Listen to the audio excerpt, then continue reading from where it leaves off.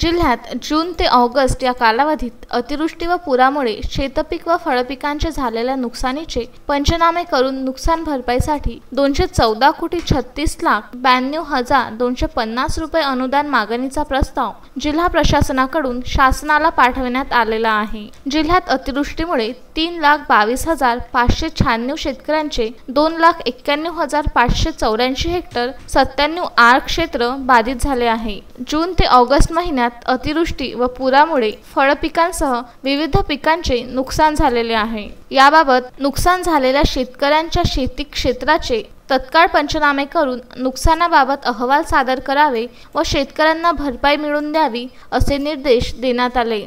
जिल्हाधिकारी शैलेश नवाल यांनीही याबाबत तालुकानिहाय आढावा घेतला। त्यानुसार या कालावधीतही नुकसानीचे महसूल कृषी विभागाकडून पंचनामे करण्यात आले। त्यानुसार जिल्ह्यात या कालावधीतील अतिवृष्टी व पुरामुळे 2,91,584 हेक्टर 97 आर क्षेत्र बाधित झाले। त्यात जिरायती पिकाखालील क्षेत्र 2,77,170 हेक्टर, बागायती खालील क्षेत्र 117.62 हेक्टर व फळपिकांखालील क्षेत्र 14,297 हेक्टर आहे। एकूण बाधित शेतकरी बांधवांची संख्या 3,22,596 आहे।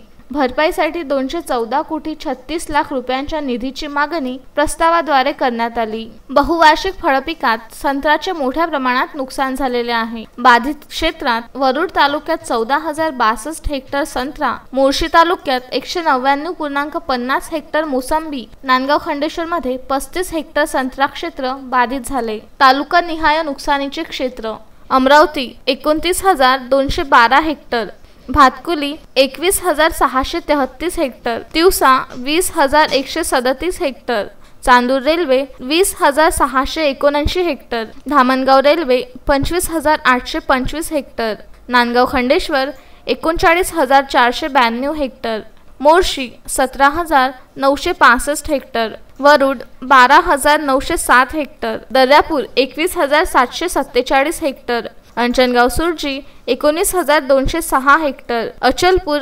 11,060 hectare, Chandur Bazar 16,184 hectare, Dharni 11,729 hectare, Chikhaldara 9,388 hectare अशा प्रकारे शासनाकडे अनुदान मागण्याचा प्रस्ताव पाठवण्यात आलेला असून जिल्ह्यातील 3,22,596 शेतकऱ्यांचे नुकसान झाल्याचे प्रस्तावात म्हटलेले आहे। उत्तम ब्राह्मणवाडे, विदर्भ न्यूज, अमरावती।